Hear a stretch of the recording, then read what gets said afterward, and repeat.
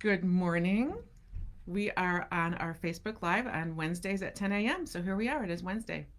And welcome to our show. Today we're talking about what it's like to get fit with a hearing aid, what happens at a hearing aid fitting appointment. There's so much to learn at a fitting appointment that we thought it'd be nice to go over it ahead of time.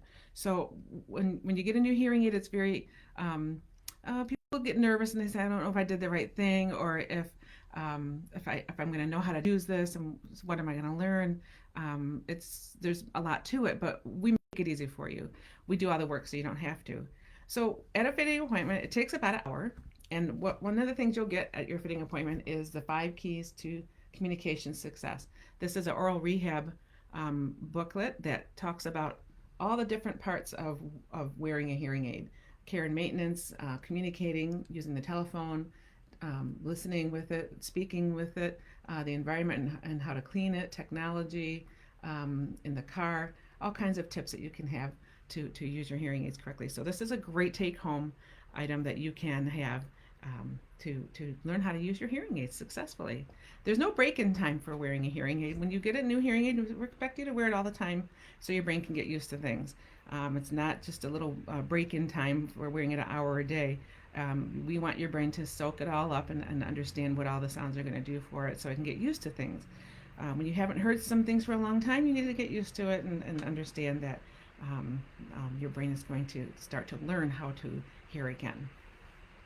So at the appointment, we sit down and we fit you with the hearing aids, and we'll talk about these things at another Facebook Live about what kind of testing we do when we fit a hearing aid. But today we're just going to go over the types of things that we teach you at a hearing aid fitting appointment.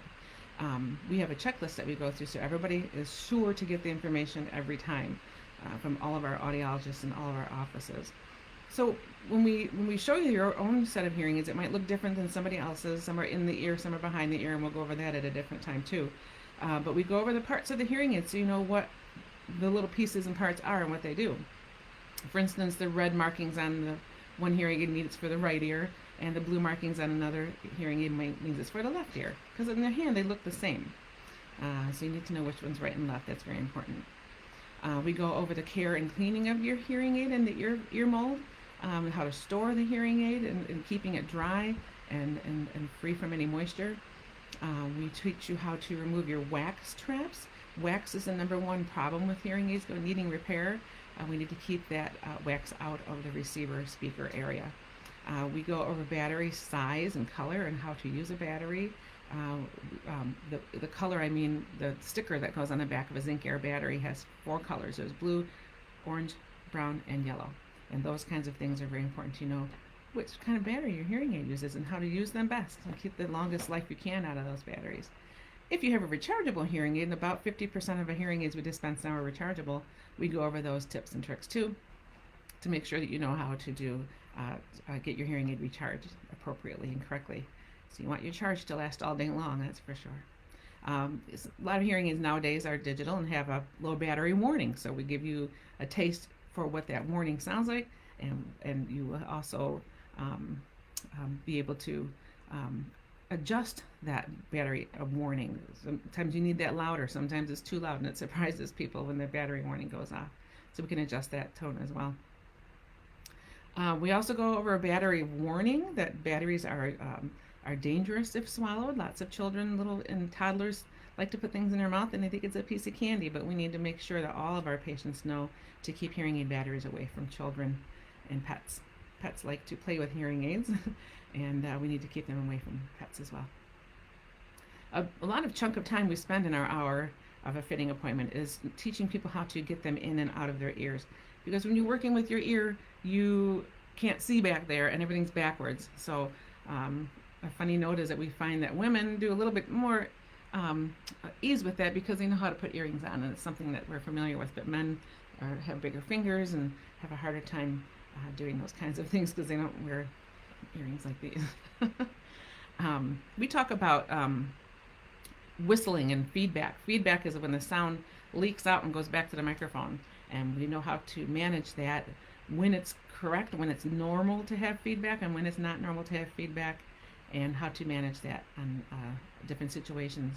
Um, Sometimes if you use the telephone, we go over those kinds of things, and feedback can happen with that sometimes. So we have tips and tricks for that.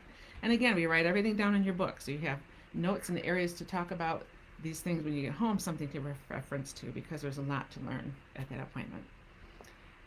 Lots of hearing aids have different programs and controls that we will go over. Some hearing aids have volume controls, some have a program button, some have a telecoil switch, and we go over all those things. And we write those things down for you so you know what those are.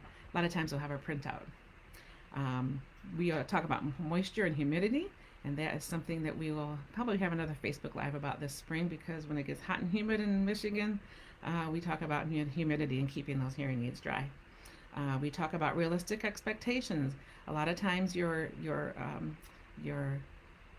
expectations need to be realize that you aren't going to be hearing 100% again, but you're going to be hearing so many new things that you need to be realistic with that. But again, that's what these different items in the book here are talking about.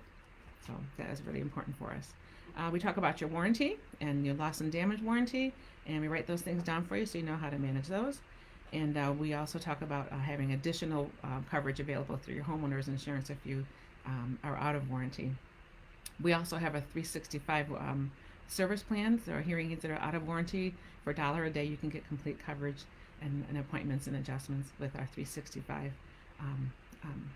coverage plan. So those are the kinds of things we talk about at our first fitting appointment.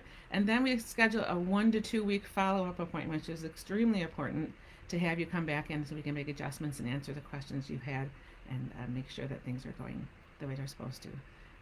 It's a very, very successful program that we have here. Our patients are very, very happy with how things go. And I think I'm happy to share that with you today. So we'll see you again next Wednesday at our next Facebook Live. And I think our next topic is going to be that 2-week check appointment, what we go over at that time, so you're familiar with what happens. So thank you for joining us. I really appreciate it. I hope you learned a little bit. Every time we'll be bringing new things to you. So thank you very much.